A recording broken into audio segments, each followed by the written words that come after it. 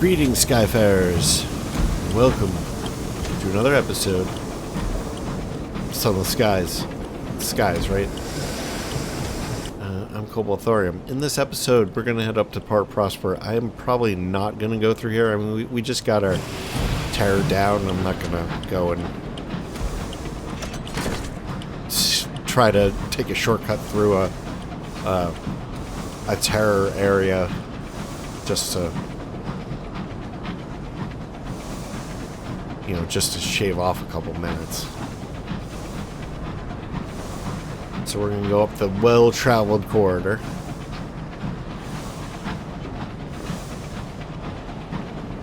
So in this episode, I think we're going to stop in at Lustrum and then do whatever needs to be doing there.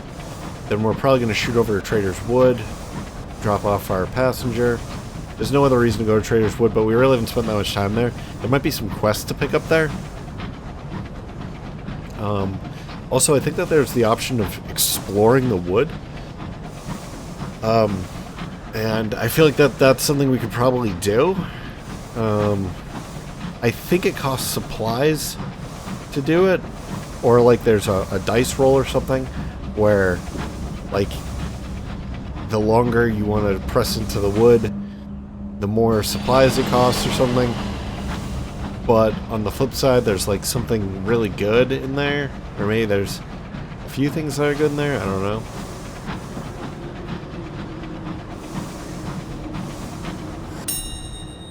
Alright.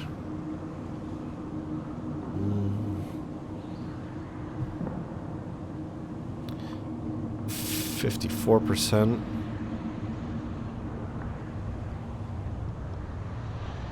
And our terror's all the way up to 4 already?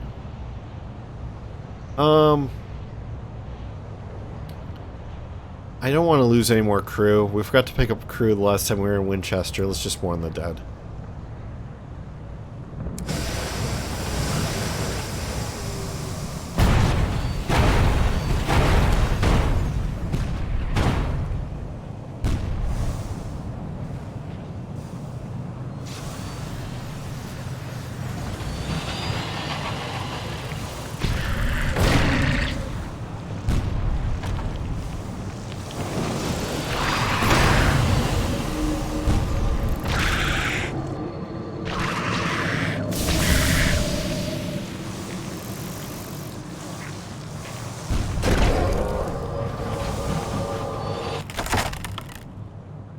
Alright, oh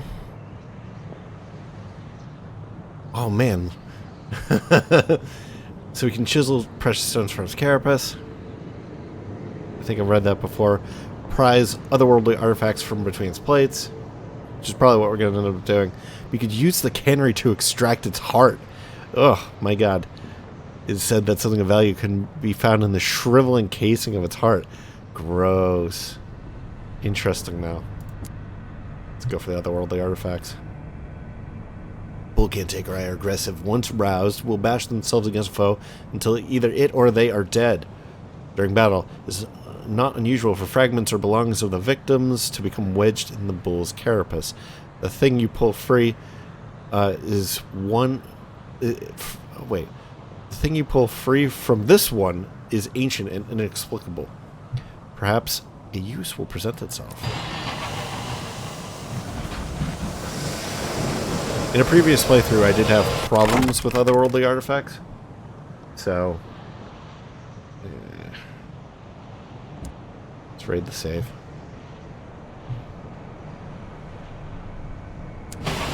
Yep, we read that message previously.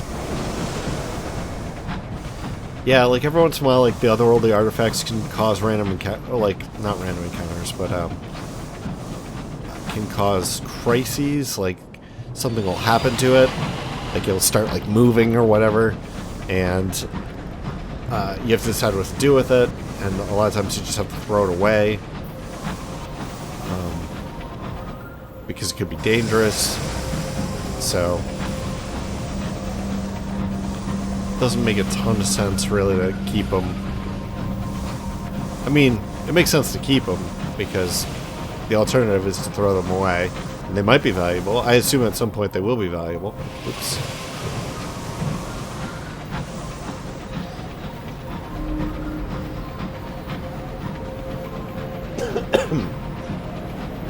Yeah, I assume at some point they will be valuable, but until I can find a use for them, they're not. They're kind of just risk.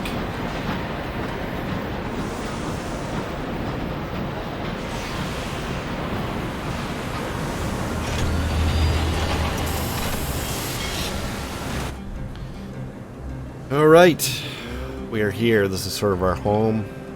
We can offer, no opportunities available because we already have a settler board. Yep, I know. Probably should have dropped them off at some point. We could explore Port Prosper. We'll write a port report for sure.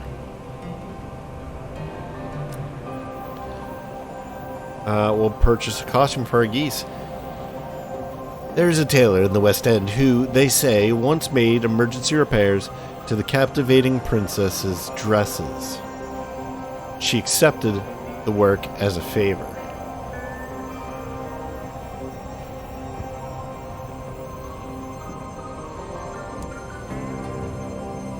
The tailor, needle in his mouth like a cigarette, holds up a hand while he searches for the garment under the desk. He piles a few shoeboxes and grins. I think I really captured the spirit of Reach with this one. I'm sure the geese will love them. The Reach, I should have said. Especially the boots. It's cute. Geese and boots.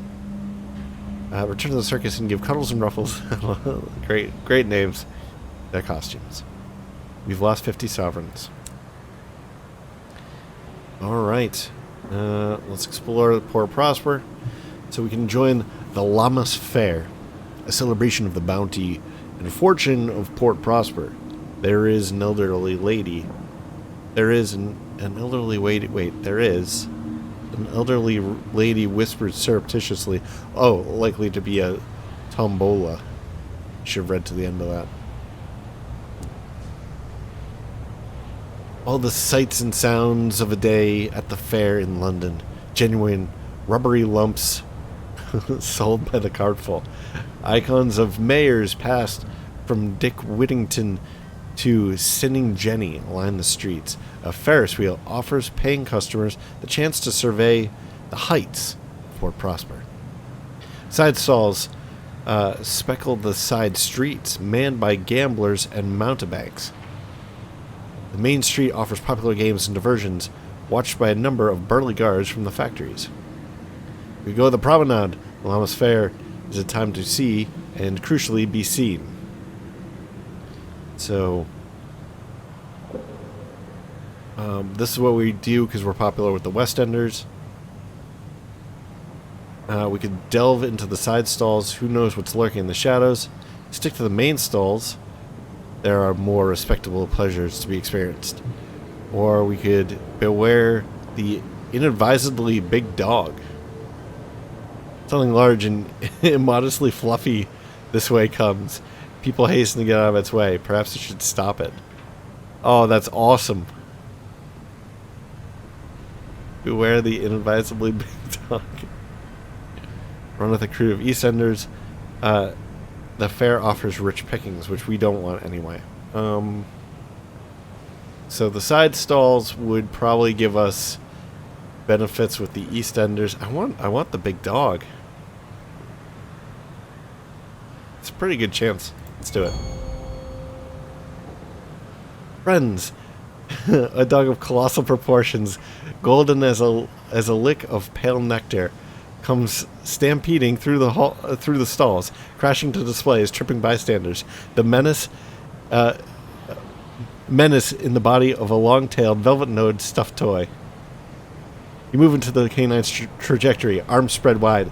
The dog takes this as an invitation to pounce, bowling you over, and subsequently half drowning you in slobber.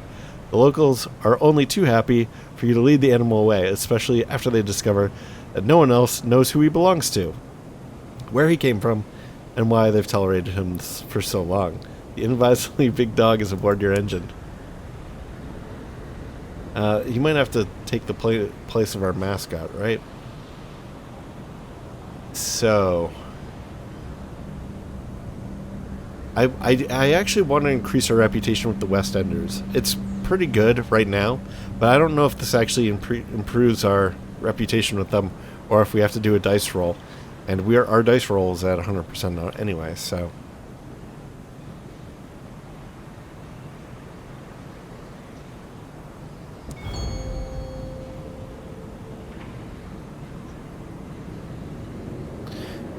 Carnival barkers accost you with promises of wonderful kaleidoscopes that'll show off visions of life on the frontier. Old sky captains have been wheeled out to tell tall tales of life out in the reach. Daring escapes predominate. Their reasons for retiring in Port Prosper are left undisclosed. Several acquaintances catch up with you by the bridge, and you promenade together, taking in the sights and sounds of the main stalls while avoiding the smells from the side streets. You're welcomed by the prosperous West Enders, which we were before, but at the same time, so I probably this was probably the wrong decision. A gunshot in the night, pistols in the morning. The West Enders close ranks. Yeah, I suppose once you're accepted, you should probably just always go towards the West Enders events. Visit the Windward Company. So you can publicly hand over tackety nameplates. That would be fun. Wonder how many we have. How many do we have? Oh, what does it say? We have 4. The company loves any chance to show up their enemies. It's earn you additional gratitude and reputation with the Windward Company, and influence the fortunes of war in their favor. Striking a blow. You're invited on stage to hand over the nameplates, and for a high-ranking member of the company to give you a bone-crushing handshake. Good show, they whisper over the applause of the crowds. You've lost 3 tackety nameplates, 1, and we have 1. We've gained 6 with the Windward Company. That's nice. Gratitude is now 44. Reputation Windward Company is now 93. Gratitude, reputation. So gratitude and reputation are 2 different metrics. That's interesting. We've lost 6 reputation with the tacketies. We are now low at the yes. The fortunes of the stovepipes have gone up to 56. I believe that this is a 100 scale, which means that, or maybe that's like how many dreadnoughts there are on the map or something. Well, the tacketies are down to being fairly destroyed.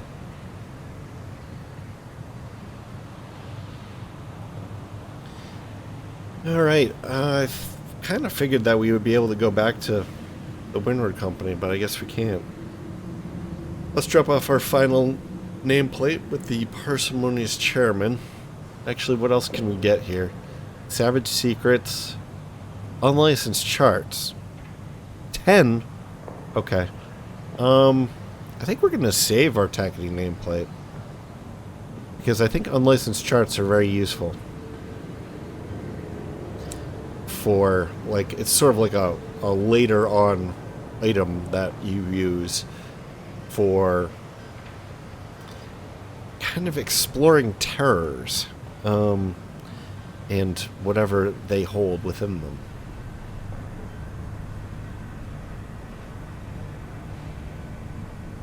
Okay, so we don't want to do that. We don't want to do that. We have a settler already, and I think that this is done.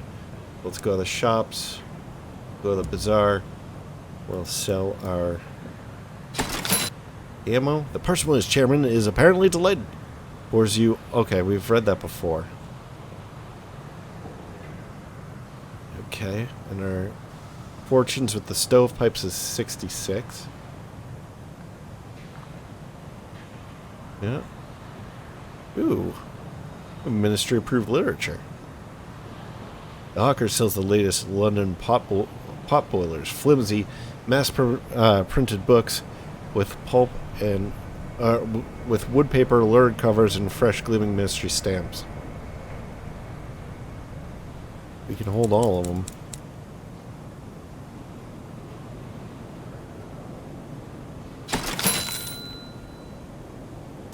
We'll take them. I don't think we need any of this stuff. Before we leave, let's make sure we're not missing anything.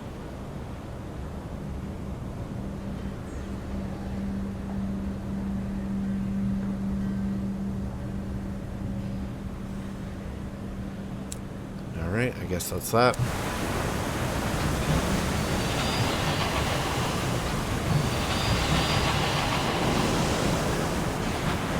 now, we should pick our route. I do want to explore more. I don't want to take too long getting there either.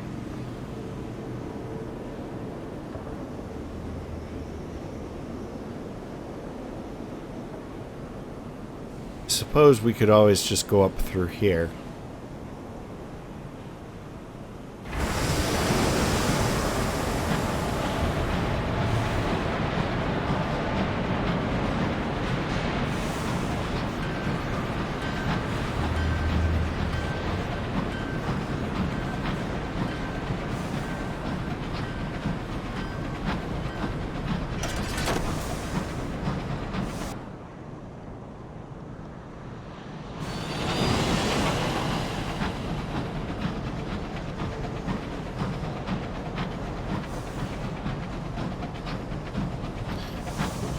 Dreadnought. Oof, close call.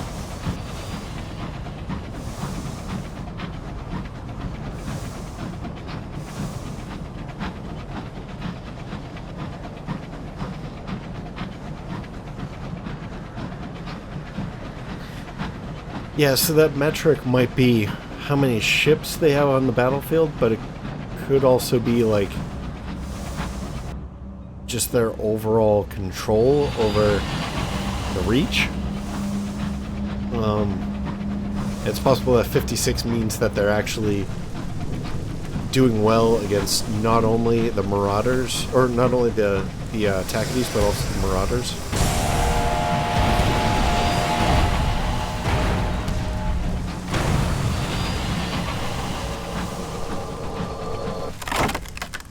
Alright, let's raid the safe. Sounds are good.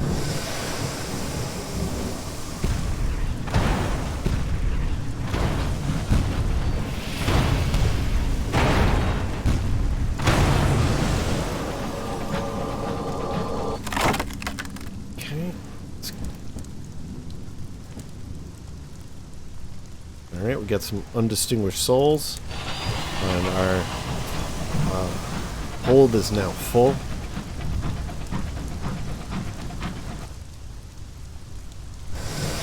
Which isn't great.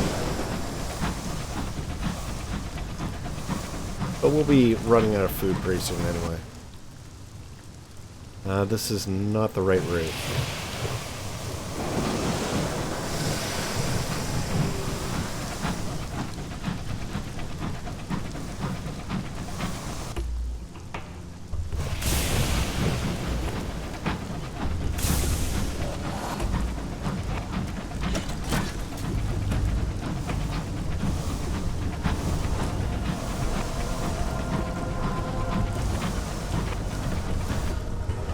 I think we'll stick to the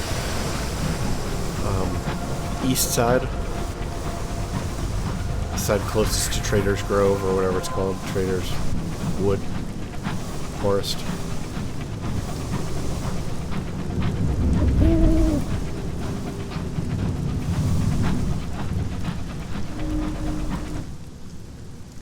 Okay.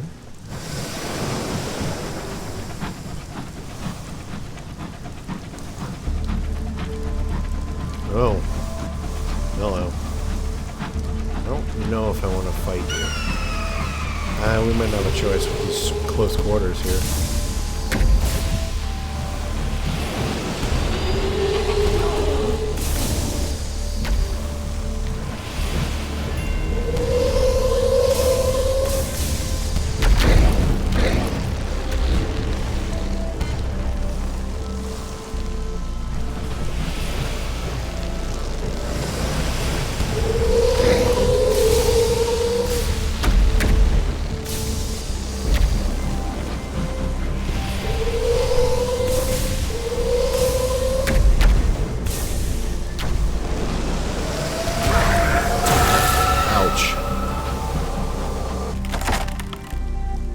We'll go for the experience. Yeah, we've read that before.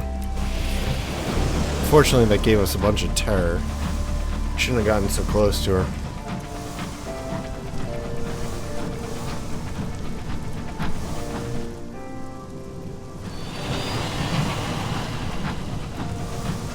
is this? This is crazy looking. Alright, so we don't have asing, so we really can't do anything with that.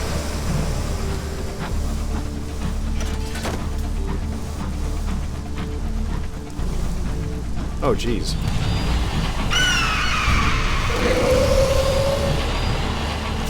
Whoa, wrong way.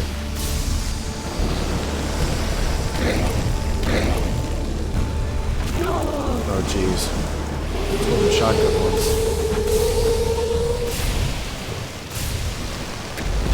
Shotgun marauder. Oh, yes.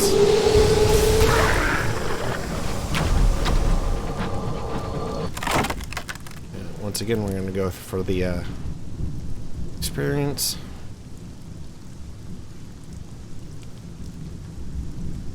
Yeah, we've read that before. Whoa, there's a... Okay. So there's a terror zone here. I didn't even notice that before.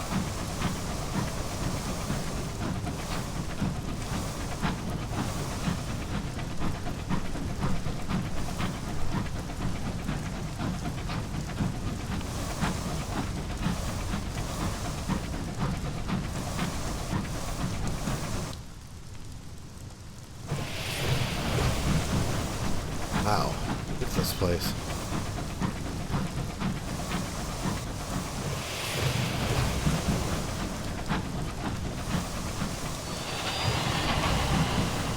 Guess we'll hug the outside and do our exploring. Make sure we get our cartography going. You near the heart of the wood, silent and solemn. Our terror is going crazy. Oh, we're here. The Regent's grave. Here, at the heart of the forest. A great barrow built from ancient stone stands. Gates of star-forged bronze block. Wait, of star-forged bronze blocks the entrance.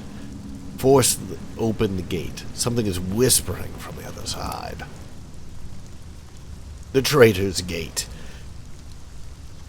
The gates will not budge. The metal scrapes and screams against the rock, and your arms strain with the effort. But the gate holds fast. The whispering increases in volume from the darkness, but fades away as it becomes apparent you will not succeed. Inlaid in the metal of the gate are 3 hollows, the shape of seals. You can see no sign of such an object nearby. Perhaps the station at Traitor's Wood might be a starting point.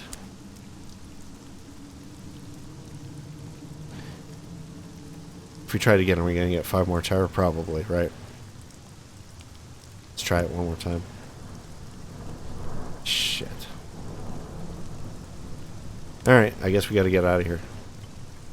Leave the grave. Go away. Far away.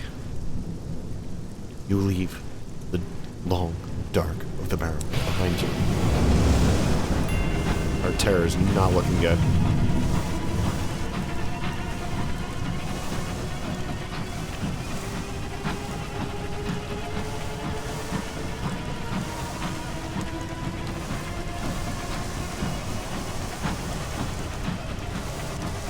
How do I get out of here?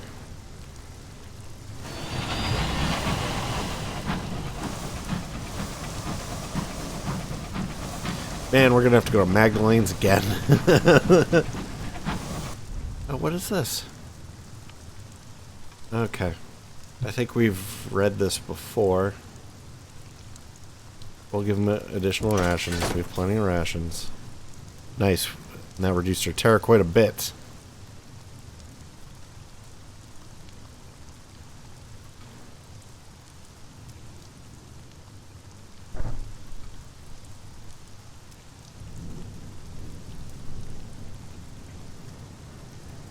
Okay. I believe we've read that previously, so I'm not going to reread it.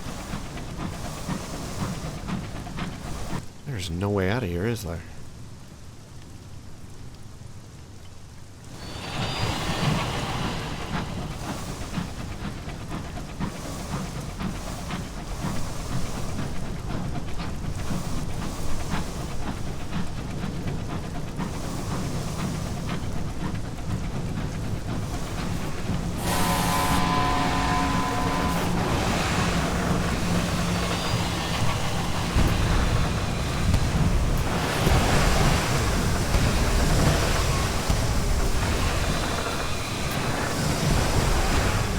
Man, took quite a few shots. It's a good thing we was stuck. Oh, what is this? Shepherd of the Winds. All day a series of incessant winds has... Oh, yeah. We've read this before.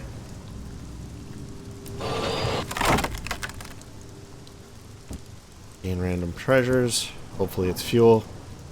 Eh. We are actually starting to run kind of low on supplies. I'm not liking this at all. Especially because we're kind of going, oh, the ruins predate humanity, the architecture is gargantuan, their purpose inscrutable. I don't know if inscrutable is the word I would use. I'd say indecipherable. Inscrutable is not the right term. I mean, somebody's looking in their thesaurus here, and they think it's the right term, but it's not. Inscrutable would be something like, the Regent's tears, a crewman cries. The rest of the crew crowd the windows, eager for a glance. Inscrutable would be more like being unable to discern somebody's expression or something like that. Whoa, 10,000 streams. What is this?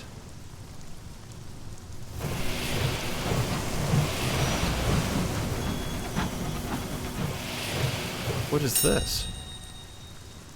The Regent's tears. It is said that the lakes at the top of the Regent's tears have curative properties. This rumor goes largely unconfirmed. The ground by the lakes is too boggy to land a locomotive. Instead, you must land on a sharp, slippery ledge lower down the falls.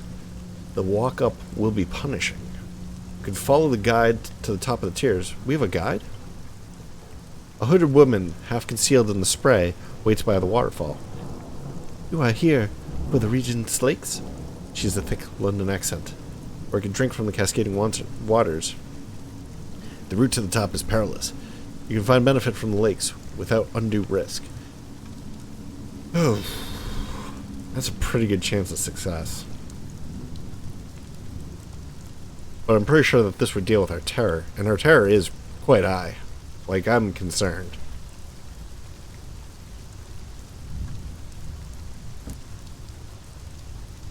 Not entirely unpleasant. The water is brackish and lukewarm. It is not refreshing.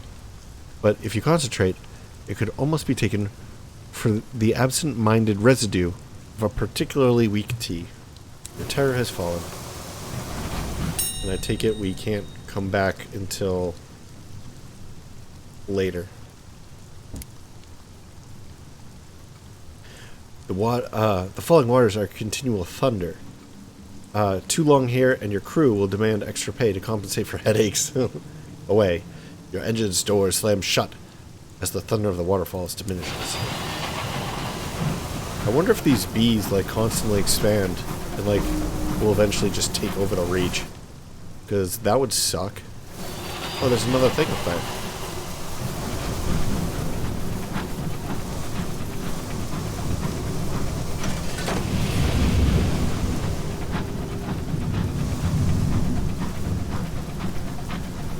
Well, our terror is looking quite a bit better. I am very concerned because I don't know if we can actually get fuel at this place over here. So I think we have to kind of make a beeline straight for our destination here because our resources are starting to run thin. Okay. A lot of these lips.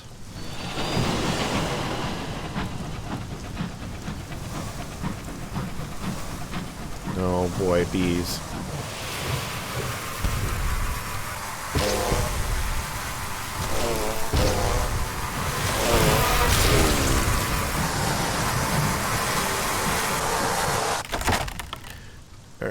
harvest a stinger for the settler. She won't want it, of course. We'll listen to the death hymn and try to gain some experience.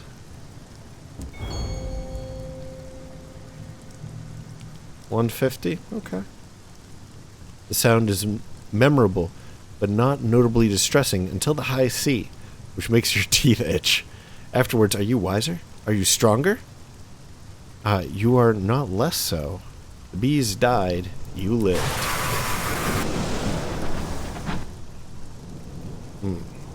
This... No, it is a throughway. I'm not very satisfied with our ability to, cartographer to map these areas. We just didn't have enough fuel. Which is weird, because we had a lot of fuel when we left.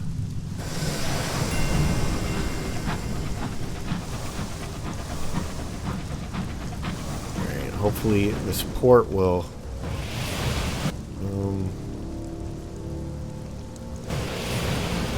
hopefully this port will give us some... wait, what is this? Stoker sings, I have nae home, nae love, no gold. Yeah, we've read that before, I think.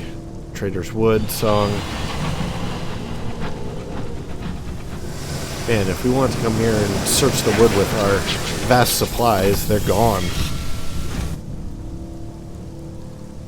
Alright. Traitor's Wood is a sprawling, secluded forest on the edge of the Reach. Few venture beneath its gloomy boughs, and legend speaks of a king who sleeps under the barrow, at the wood's heart. Okay, we got so much to do here. Jeez, look. A respite from labor. The distinguished retailers, Ravenscourt and Stamford, operate a small logging operation in Traitor's Wood. The wood's edge. The wood is vast, and a felled giant and fathomless... Wait, as a felled giant and fathomless as a great ocean. Campfire. 3 figures draped in scholars' robes huddle around a campfire. Expeditions into the woods deep. Somerset College has, until recently, funded expeditions into the forest. Then we have the parting guide. The forest rises behind the station, where a few tents have been set up.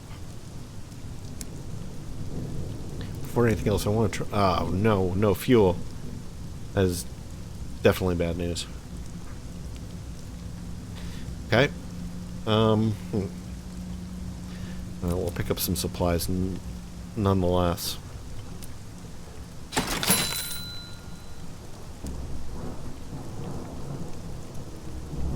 I think I'm not going to buy these. We have plenty of unseasoned hours and souls and crap like that.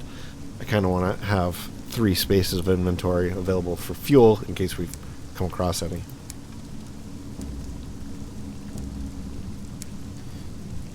Alright, let's do the respite from labor.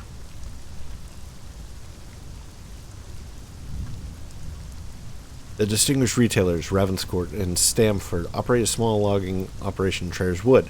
Hours are long and employment is precarious. Very seldom do woodcutters and charcoal burners get a day off.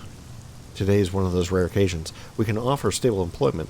Skyfaring is a dangerous trade, but work is consistent and the rewards, should they live to receive them, are considerable. We do need crew. Or you could ask for wood for your hull. We're not that damaged, and I think we'd probably get a better deal at New Winchester. They have wood in abundance. Perhaps some might be donated to a sky captain in need. Actually, it's probably going to be the same price, but I wonder if we can get these laborers for a discount, because there's no price over here.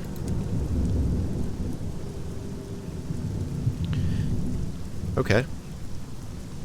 Away. Come away. Some are disinclined to step foot inside a locomotive again. The wood provides a respite for many of those unable to adapt to a life of the skies. But there are few intrepid souls in search of adventure or freedom, or merely wanting to make the lives or merely wanting to make the lives of Ravenscourt and Stamford a little more difficult. They sign on, leaving the wood behind them. Okay? Let's go to the campfire. 3 figures draped in scholars' robes huddle around a campfire. They're arguing about kings. A banner in the colors of Somerset, London's university, most respectable college, gleams in the firelight.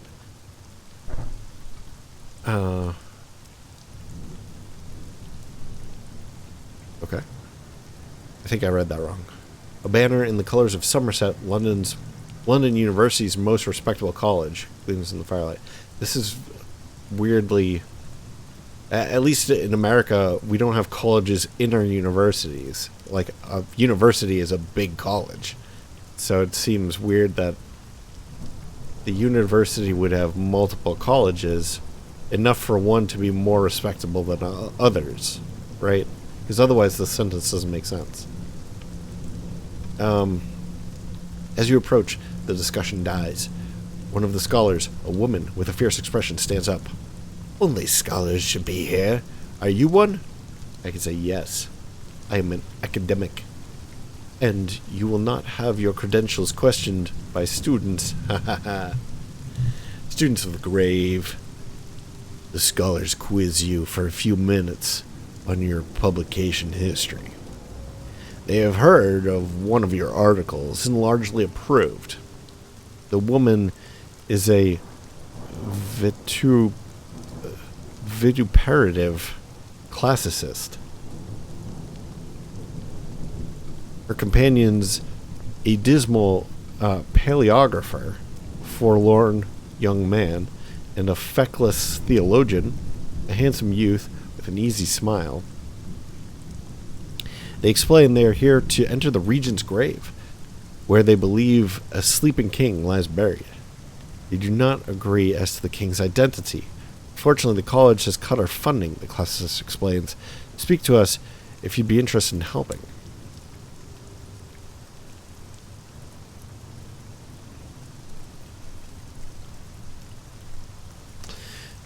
The shadow of the barrow falls over the camp. A mournful wail carries on the wind. A cluster of scholars has set up camp on the border of the wood. Their funding gone, they struggle to continue their research into whoever is entombed in the Regent's grave. I would say that's probably should probably be whomever. The wind howls in the trees, and the skies threaten rain. The scholars huddle in their tents, brooding over papers and conspiring against colleagues. Okay. So, we can ask how we will help. The scholars intimated that you might be... Intimated. Okay, the scholars intimated that you might be able to help them continue their exploration into the wood. Or I could speak to the feckless theologian. The divinity student has a dozen bad habits and a firm conviction that St. John the Apostle slumbers in the Regent's grave. We can speak to the vituperative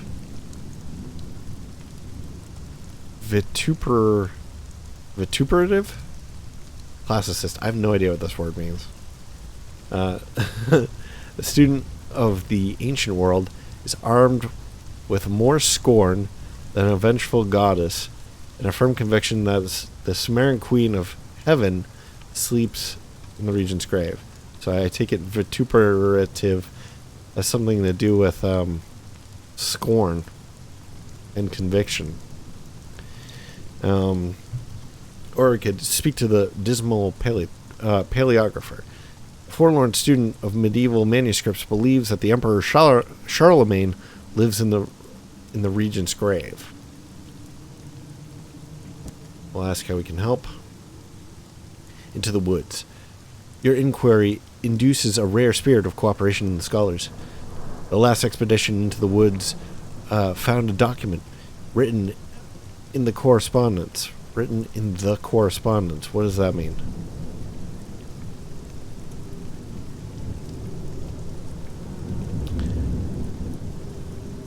The last last expedition into the woods found a document written in the correspondence. What correspondence? I don't understand. It contained directions to a place called the Steward's Font, the theologian explains.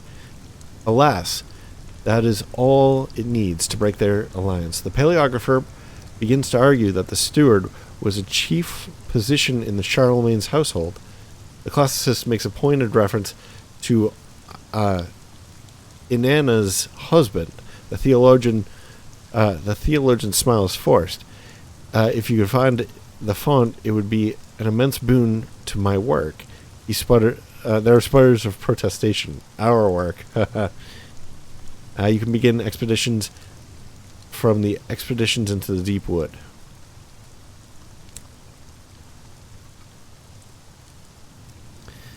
Okay.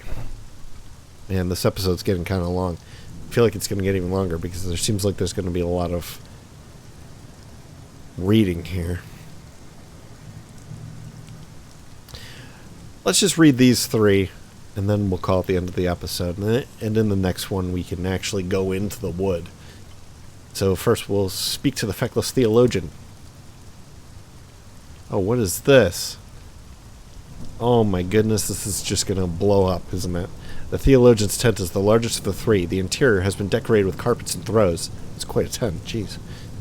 Which trap the smoke from his hookah. The air is a scented fog? Shouldn't that be fog? The theologian is reclining in cushions drinking wine. Jeez, this guy's got the life. Okay, let's ask about his theory first. Why does he think St. John is buried in a forgotten tomb in the high wilderness? The Golden Legend. The theologian's eyes widen. He's delighted to have been asked that question. According to the legend Aurea, St. John is sleeping somewhere, waiting for the coming of the Antichrist. Which would mean the end of the world. And what is the high wilderness but that? We left the world behind. The stars are going out, and just after we arrive, we discover a tomb, hidden in an ancient wood. He runs a hand through his hair. Sometimes we must have faith. That's not a very good explanation. Alright. What does he think about the dismal paleographer? What does he think of his academic colleague? Excuse me. Old tragedies. The theologian smiles innocently. Yes, we used to know. Actually, he drinks wine and smokes hookah. I should give him like a hippie voice. Yes, we used to know each other very well indeed. This was back in college, before all his passion got sucked out of him. He sighs. Some people can't accept change. Let's talk about the vituperative classicist. What does he think of his fellow academic? Ambition. She's very talented and very funny, and not all that nice. She's furious with me. Why? He won't say. I should say she won't say. But I think I've done enough damage with both of them. He shakes his head. If it weren't for St. John and the academic senate sending me out here, I doubt I'd have seen her again, until she became principal, of course. Alright. Let's return to the camp. We'll talk to the vituperative classicist. I can't believe how quickly I picked up that word. The classicist's tent is practical and largely unornamented. The interior is damp from her various walking clothes, which have been scattered across the floor. Old playbills and gaudy costume and jewelry hang from the tent ceiling like charms. The classicist is placing the tent, reading Herodotus while smoking up a storm. Herodotus is the person who invented history, by the way. And yes, it was invented. Before Herodotus, like historical texts were not accurate. They were written like Homer, so they were much more. There's much more inference and like superstition and supernatural, like, oh, the gods did this, and Herodotus was the first person who was like, no, we should study history and write it down like it actually happened from provable stuff. And he was the first historian. So, ask about the dismal paleographer. What does she think of her academic colleague? Wait, that's not what I wanted to do. Oh well, a dim view. She laughs scornfully, but refuses to be drawn. I will not waste breath on one so undeserving. Okay. What about the feckless theologian? A strong opinion. Her invective goes on for an hour, and she only remembers to fetch you tea midway through. A liar and a traitor and a fool, she says, spooning in entirely too much sugar. I loathe him. Her hand shakes as she pours. This is a very colorful character. I have to say I like her. We could ask the classicist about her theory. Why does she believe the ancient Sumerian deity Inanna is buried in the forgotten tomb in the high wilderness? I think she's probably correct, actually. It's vague enough that...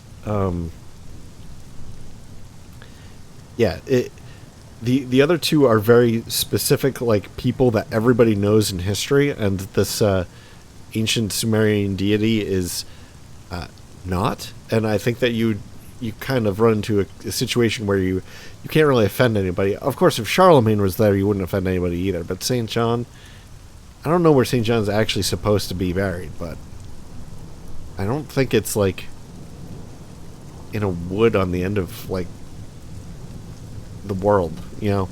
Anyway, the Queen of Heaven. Isn't it obvious? She rolls her eyes. Fine. I'll tell you what I told the academic senate. The high wilderness is heaven.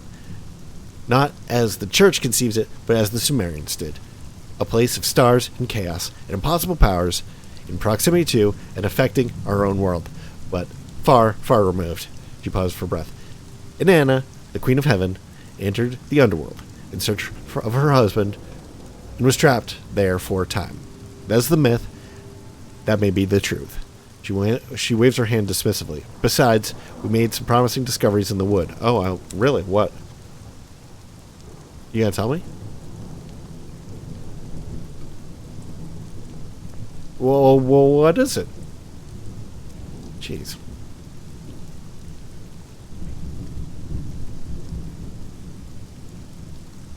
I guess we don't have an option to know that. Let's try this again and see if she tells us. No. Alright, well, we'll return to the camp.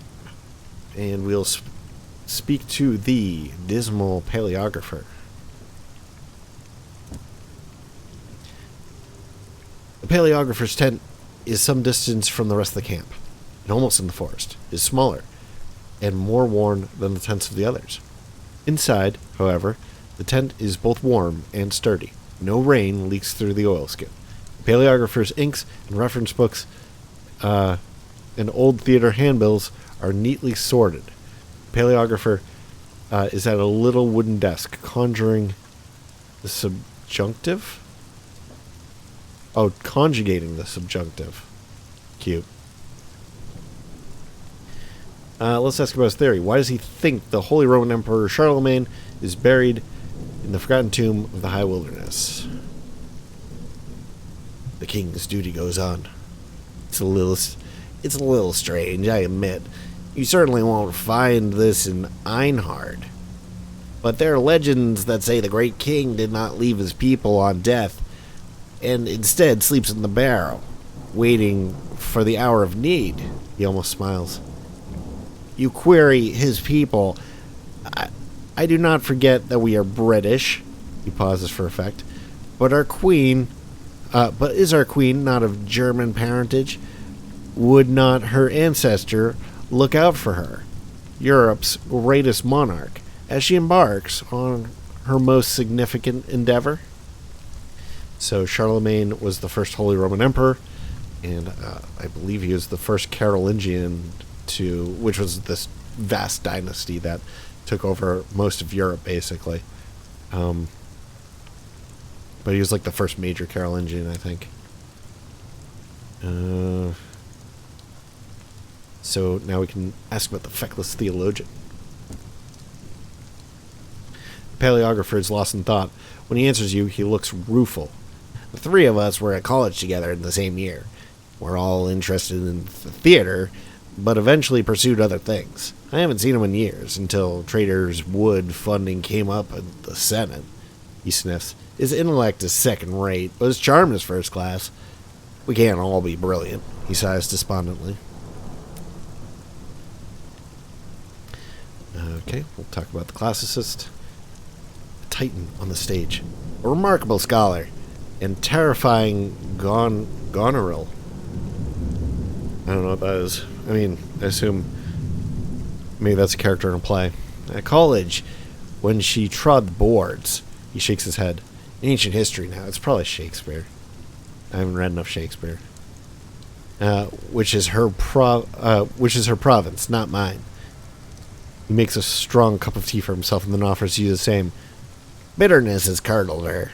He sips his drink, then grimaces. Like this milk. Like all the milk in this game has gone bad. It's kind of crazy.